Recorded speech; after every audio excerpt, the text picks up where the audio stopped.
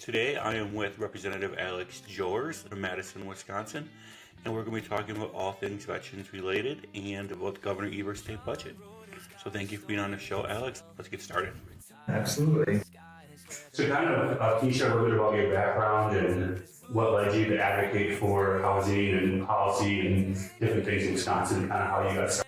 Sure. Well, I worked in the state capitol for about 5 years before I was elected to anything. So I learned from our Senator, Diane Hesselbein, and I worked for her. She was really interested in veterans issues, making services easier to access for our veterans, and also helping our military-connected students. So that's kind of where I got into this policy avenue. I'm just trying to uplift our veterans and their families. And then I ran for county board in 2020, and I ended up here in 2022. I'm just working on ways to help our families afford housing in the community, but also uplifting everybody in our service community too. So I think you led a bill or co-sponsored a bill last year for tuition for veterans, right? Yeah, absolutely. There was a problem that we saw where a National Guardsman came to us and said, I'm having problems basically filling this gap where my payments for my tuition were coming after, or my reimbursement was coming after my tuition was due. So they had to take out loans and they were getting interest on those loans. We thought we could probably change the law so that it's a little bit more of a direct payment to the student or the institution so that they didn't have to take out loans to get their tuition paid for. As a service, they're serving our community. We should do something to make sure that it's easier for them to focus on their studies and their service.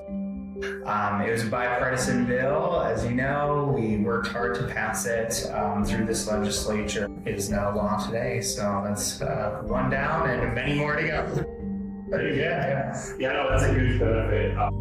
Just for the fact that not only they don't have to catch up every single semester, it's kind of ahead of the schedule. Absolutely. So in the governor's proposed budget, there's like $1.3 billion in tax relief and housing incentives. What are the biggest benefits for home buyers and sellers in the budget proposal? So I think there's a lot. We're still going through it. The budget was introduced on Tuesday, so we're going through the provisions, but from what I can say is that we've heard what people talked to us about on the campaign trail. They wanted lower costs and they wanted to be able to afford housing. So I think that's a lot of what the governor was trying to do here in his budget, trying to really stop property taxes from increasing, or at least make an effort to make sure that property taxes aren't going into catastrophic proportions. So I think that we're in line with making sure that we're properly providing state funds to our schools so that our schools don't continually have to go to operating referendum. I think there are options for tax credits for not only our veterans community, but it's expanding it even further than that. So we're looking at ways to be creative with our dollars. I know that there's a lot going on at the federal level, so we want to make sure that we're doing the best we can, put our best foot forward at the state level to support people and really lower costs, not only on taxes, but on everything from groceries to rent to just everyday needs. Yeah, I was surprised I didn't necessarily go through it myself. I had AI go through a lot of it, but I didn't realize all the things, like some of the stuff we've seen in the media is like just like not even 1% of the budget. It doesn't really include like the utility tax relief and some of the other things that are in the budget. So I think there's a lot of things that people don't know about it. They've seen like some of the broader and more issues that have been kind of brought up, but otherwise I feel like a lot of it is not even touched yet. People don't even know about. So. You're right. I think that there are very small pieces of the budget that get a lot of headlines and a lot of focus, but I think there's a lot of good programs that we need to not only invest in because they support people and they make people's lives easier, but we need to talk about, how those programs are making people's lives easier. That's something that we'll do in the coming months. I usually hold budget listening sessions where people can come and ask questions and give me their thoughts, because this budget, as you know, will go through an entire process where it's amended by the majority party, and we'll try to put in our input there as well to keep in what people actually are excited about and think will help their family. Because when is the budget actually, is this for 2025 or 2026 budget, or? The budget runs on a biennial session, so the current budget that's in effect right now will go until July, and then we start over the fiscal year, and it's a 2-year process. So we hope the legislature always makes the goal to pass the budget before the fiscal year ends. We hope to do that again, but there are times, and I think there are a few in my history that I recall, but there are times when it goes past that fiscal year and those spending decisions just kind of carry over to the next budget is passed. But obviously the goal is to get the job done. So we'll do that, and then the new fiscal year will start in July, hopefully with some good investments in programs that our constituents care about. And then, so one of the things is the homestead tax credit, and they want to expand it to the homestead tax credit. Can you tell us a little more about that and who would qualify? Sure. So the homestead tax credit is actually a bill that my caucus and I have authored, and we did it. One of the first bills that we put forward this session. It's really just to provide a little bit of property tax relief to lower income earners, but we're moving that income up a little bit to, I believe it's $35,000 around there. So it's a start. There's more we need to do. That's not going to cover relief for everybody. So that's a good step that's also in this budget now. We hope to retain that so that we can build on it for other relief on costs for everybody. But if we start with that, then more people can afford to move into our communities and make sure that they're able to get housing and access to services. So we hope to see that bill or that piece of the budget move forward. And it really just starts a conversation around how we can make housing more affordable. Because $35,000, I mean, in Dane County especially, that's pretty well below, I think, the average household income. Right. So, like I said, we need to do more work to make sure that not only here in Dane County, but across the state, we're making sure that there's enough housing for everybody to access, but also, moving the needle for folks that are really in need of just getting their foot in the door. And then the veteran property tax credit, one of the major things we talked about, actually, I love it. So we've been talking for a year now. Yeah. Time flies. Definitely thank you for, listening and, being active and emailing and talking and all that kind of stuff. Actually, way back when I reached out to 3 or 4 people. Oh, really? And a couple of them might not have got a response. One was just a simple, I support those things. Okay. And so you were very active and, hey, here's what you can do, here's how you can follow the bills.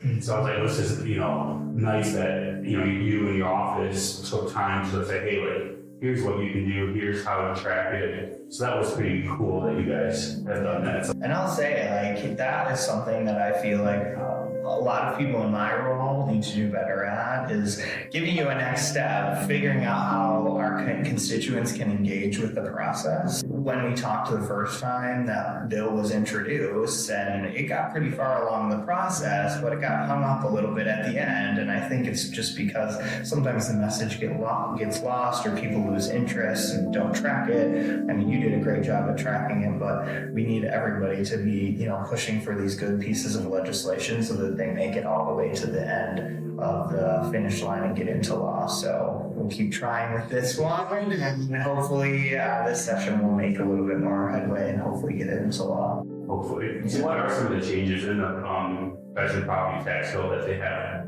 that the governor has proposed in this budget? I believe the governor has put similar, if not the same, to what the bill did previously, making sure that they can start the threshold at 70% disability rating. More veterans can access that credit. So we hope to move on to that, include renters in that too.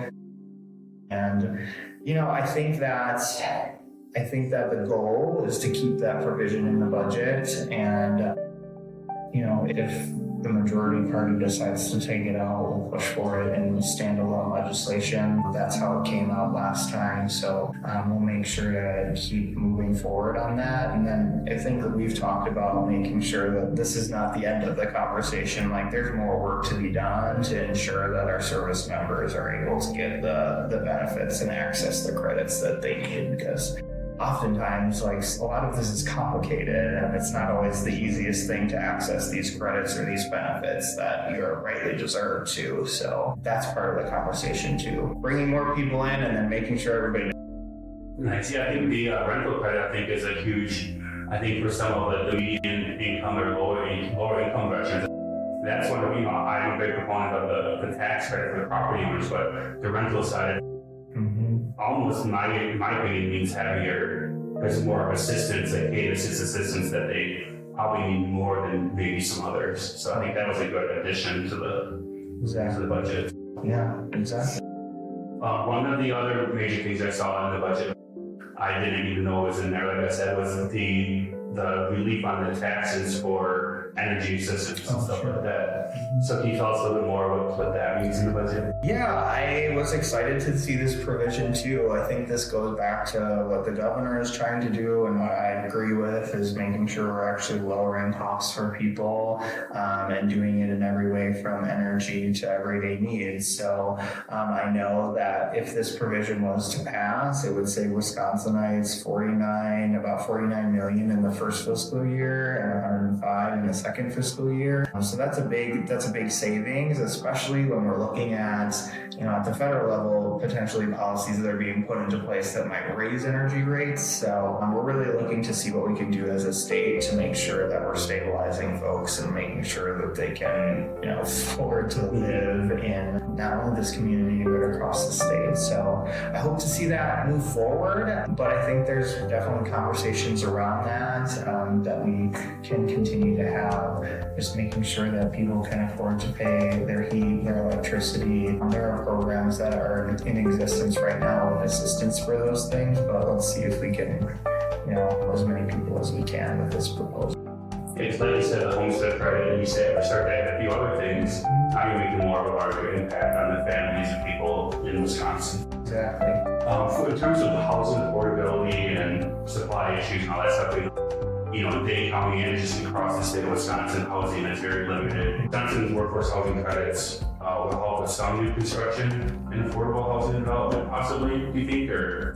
Yeah, this legislature made a couple steps forward last session to, remove some of the barriers that developers were seeing and homeowners were seeing as far as increasing supply.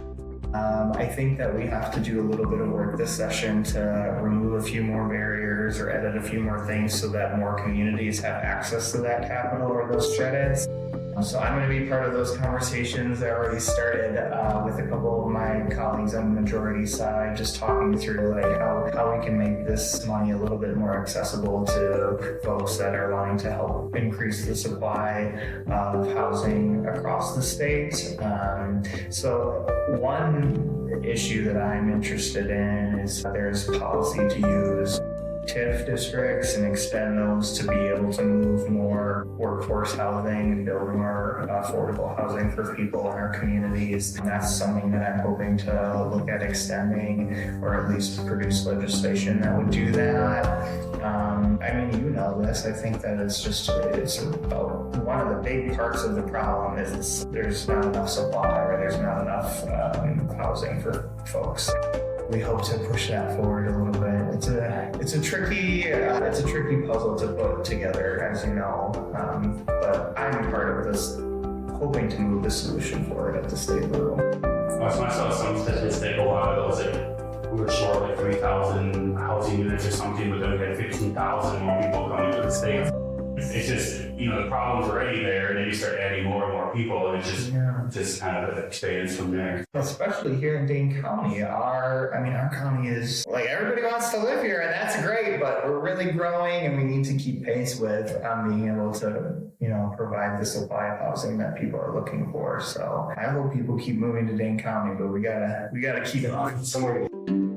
It's one of the things that you were excited about. I don't know much about it. I just know it does revitalizes I think some downtown stuff. That's all I know. But it's the Main Street bounce back. Can you tell us more about this? I know when we emailed, you were pretty excited about that.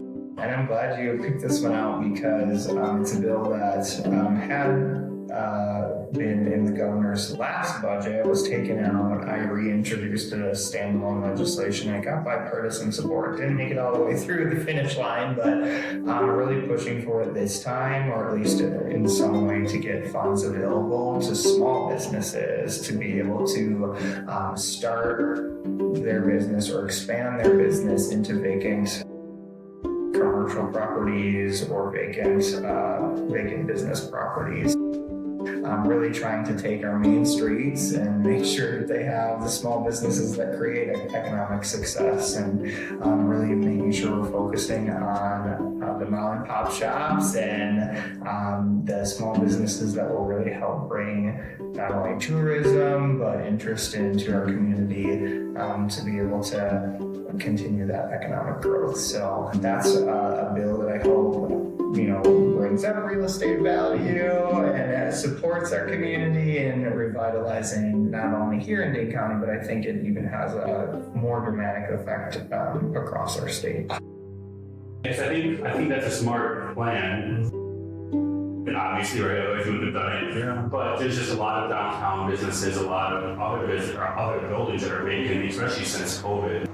So I think helping get people back into those buildings, especially, like you said, mom and pop shops and stuff like that, would be good to, the family business, whatever business it is, just bring people back in to those versus being vacant buildings. And getting people the access to the capital to do that too, I think is important. I mean, you spoke about the veteran-owned businesses that you are highlighting, and we need to make sure that people are connected to this money. If it should come to be state law and pass, that they are able to get connected to that so that they can start their businesses too.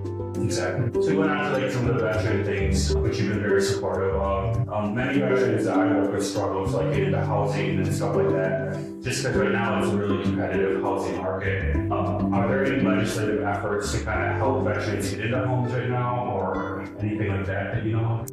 I know that we need to do better. We need to put forward, I feel like it's two-pronged here. We need to do more to support veteran services and being able to make sure that VA is funded, making sure that CVSOs are funded the way they need to be so that we can connect those people to the services that they need. But also, we need to look at things like the Veterans Property Tax Credit and how we can build on that.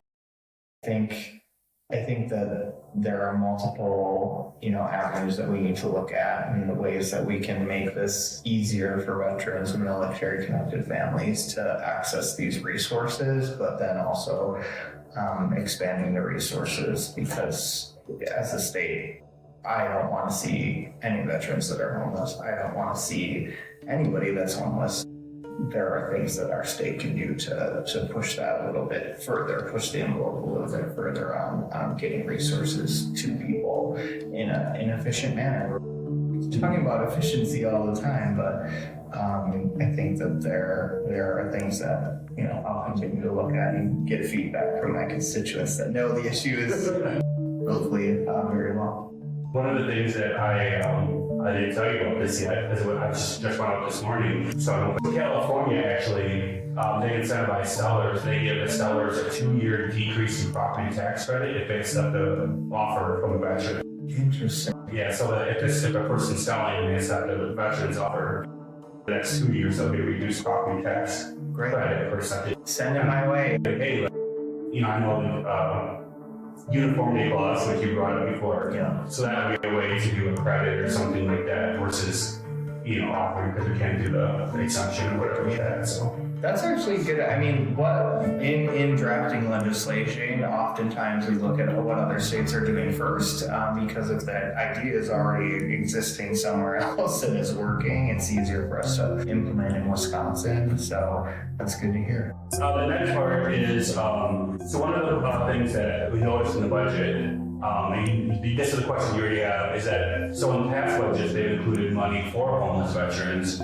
And in this budget, there's no money allocated for homeless veterans or services. I think we're gonna look into this a little bit further with the Department of Veteran Affairs. There were some recommendations to expand the Assistance for Needy Veterans Grant Program, and there are specific ways in which they do that as far as helping with payment of medical devices and increasing the grant maximum.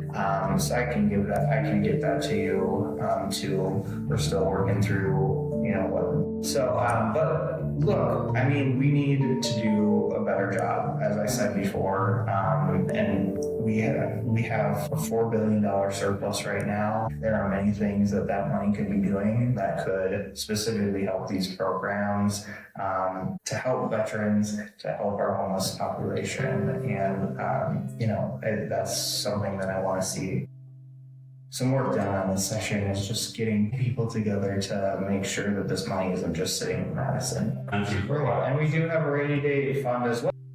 Exactly, so this is just money that needs to get out the door. And some of it could have been allocated last session, or was. It's just held up in the Joint Finance Committee too. So we need to get my colleagues to do their job. That's tough sometimes. In terms of Wisconsin, what are some housing challenges that you think that we should prioritize over the next couple of years? I know you mentioned a few of them already. But what kind of things do you think that we should prioritize?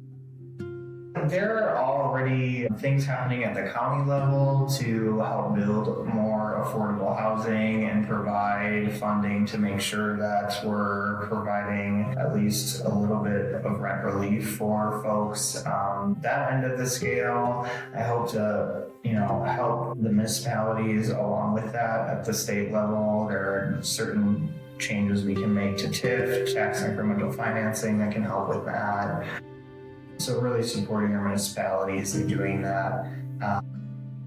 It's tough because we also have to support our schools, districts, and making sure that, like I said before, they're not having to go to referendum every year to keep up with their operating costs and eventually raising property taxes. And people, we live in a community where people will vote for that, and those referendums will pass, but they'll see their property taxes continue to increase because the state isn't picking up their end of the bill. So there are some cities that won't pass those bills. Yeah, and there have been school districts that have actually been looking at closing down because they can't keep up, and the state is not providing what we need to in terms of keeping our public schools supported. So that's a big part of the issue. And HOA, homeowner right reforms, is there anything that we talk about this, like, there's not really a whole lot to it, I guess? I would say with that, a lot of it is just local control. The state won't really, I think we talked about this before, the state won't really pass legislation that is impeding on local control, or at least I don't want to do that. So I think that I would encourage folks to get involved with their HOA and their homeowners association, because there are a lot of decisions that happen there that will impact their properties. That's what I always say. I got involved in local government specifically because of an HOA issue, because I wanted more voice in the decision-making power. That makes sense. Yeah, I know, like, when some of the numbers I gave you, like, in terms of veterans, like, they're usually around 3% or so of the total home sales. Right. And then on condos and stuff like that, they're at about 1%.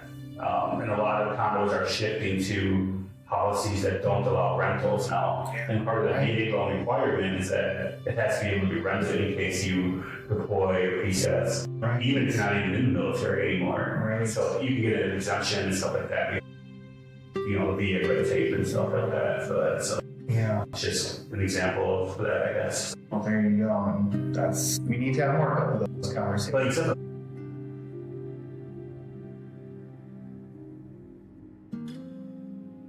Exactly. That's a good point. Yeah. You know what's going on in your HOA? Everybody's serving in some way, I suppose. School levy tax credits. I don't know much about this, so I'll let you take reins on that. Well, This, what I'll say is that we need to make sure that more state dollars are going directly to the classroom. I think that often my Republican colleagues will talk about how they've done these huge increases to our schools and, they don't need any more money, but oftentimes that's just a tax credit going to the school levy. So we need to make sure that our schools are supported in direct state aid to the operations, their operational costs.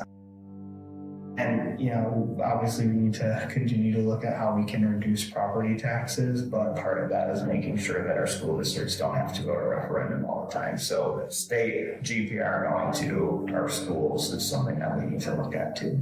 Yeah, because going back to the classroom, like you said, teachers shouldn't have to take some of their salary to help design or fund the classroom every summer just to make it right. To have the things that they need for the children. It's not what their salary should be used for. It should be used for housing and other things. Exactly. Future housing stuff coming up. Do you see any future housing legislation coming up in the future? Yeah, I would encourage your listeners to stay in tune with the legislative website, because I think even after the budget, there'll be housing bills coming forward. I'm hearing that there's certain fixes that need to happen that will require legislation so that more people can have access to tax credits or being able to access capital. So I will see those bills coming forward, and I would just encourage your listeners to connect with their state representatives, make sure that they're responsive to, and let them know that they're interested in making sure that we have affordable housing and that our veterans are able to connect with the resources that they are owed. So yeah, that makes sense. Yeah. So how you talk about getting in touch with your local, I'm a Google AI person, so how would somebody get a hold of their local legislative person or senator? Yeah, I would say you can, obviously going onto the state legislative website, legis.wisconsin.gov, and you can actually find your representative by typing in your address to a map there. And I would reach out. Some people like to call, some people like to email, so I would say either one is fine. But tell your representative what issues you want them to be advocating for you for, because oftentimes if they don't hear from anybody, they'll just take assumptions, or they'll just take somebody's word over another on the street, and they want to hear from their constituents. Well, at least I do. I want to hear from my constituents to actually know, what you want me to be advocating for at the state level. So for our veteran and homeowner listeners, how can they stay engaged in housing policy? I'm talking about going to legislators and stuff like that. What other ways can they kind of stay engaged or find things out? Yeah, I think that there's a lot happening right now, especially at the federal level and especially with the VA. So I want to make sure that not only your listeners, but anybody that's interested in what's going on to stay involved in their government. And, there's a lot of information that's out there. Making sure you're checking your sources and you're making sure that you're sharing factual information with folks. But I think that we need to stay engaged, and, our people's representatives, legislators, men, U.S. senators need to know where their constituents stand on issues. There are massive layoffs right now, or massive retirements right now from the VA at the federal level because of what's happening with quote-unquote efficiency. So we need to pay attention to what's going on there, because we don't want our veterans to have any less service that they have in their health care. As it relates to housing policy, we need to make sure that we're continuing to uplift the message of we need more affordable housing, we need better housing supply, we need more resources into our communities as they grow. I would just tell your listeners to, stay engaged in not only their state government, not only their local government, but the federal government as well. So one other thing too, I didn't plan on asking, but you kind of brought it up, is so you said before that there was bipartisan support, right? But then it never became law. So what is that? So one, in high school, I didn't pay attention a whole lot. I'll admit it. So civics wasn't my strong suit, still isn't, but I'm getting there. So what is it? So like you get a bill, you introduce it, both the parties support it then, but then it just doesn't come into law? It doesn't make sense. Sometimes it doesn't make sense. Sometimes there's one person in leadership that will hold up a bill, even though it has a lot of bipartisan support. If that one person in leadership doesn't like it, maybe it doesn't get scheduled to the floor. That's what's happening right now with a postpartum Medicaid extension bill. It has a huge effort to, build the grassroots support for it, making sure that legislators are hearing from people that are impacted by it. So as it relates to the bill we talked about before with the veteran property tax credit, making sure that folks are sharing their story and how it would better impact their life, and sharing that with legislators across the board and communicating that to folks across Wisconsin, that would, help build the message and get it all the way across the finish lines. It was a multi-year process for the bill that I got signed into law. We had to go through many drafts and build support for the bill and make sure that both sides were hearing all the arguments to get it done. So it takes work to do it. Awesome, thank you. Yeah, that's just one of my random questions. I just don't understand it. How do you have to what can you do then? You can't just get rid of the person in leadership, right? Well, you can vote them. You can vote them.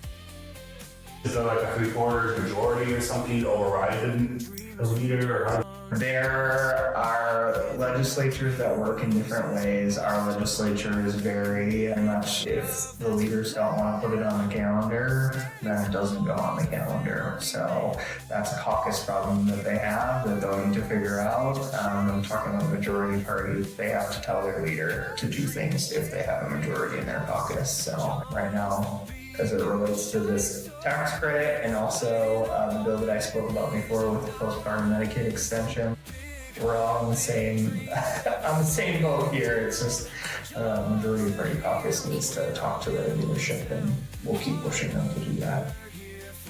Sounds good. Yeah. And then is there anything else that you want to say to the people that are listening, or anything that...